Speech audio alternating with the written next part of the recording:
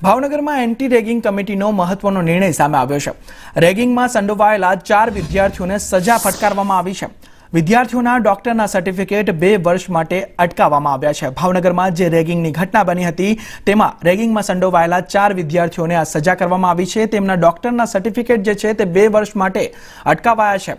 ભવિષ્યમાં આ પ્રકારની ઘટના ન બને તેનું ધ્યાન પણ રાખવામાં આવશે। ત્યારે મેડિકલ કોલેજના ડીન દ્વારા સરપ્રાઇઝ વિઝિટ પણ કરવામાં આવશે।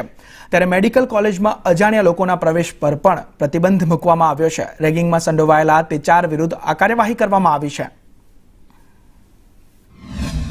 જે કમિટી જે અંતર્ગત જે પાવર છે એના અંતર્ગત કમિટીએ આ ડિસિઝન લીધું છે કે જે પણ સ્ટુડન્ટ છે જે એને સસ્પેન્ડ કરવામાં આવે અને એક્સપલ્ઝન ફ્રોમ ધ હોસ્ટેલમાંથી કાઢી દેવામાં આવે। બીજું કે એનું સર્ટિફિકેટ છે અમે વિથહોલ્ડ કરીશું, ઇન્સ્ટિટ્યૂટ વિથહોલ્ડ કરશે for the period of 2 years, 2 વર્ષ સુધી આપણે એનું સર્ટિફિકેટ અમે વિથહોલ્ડ કરીશું।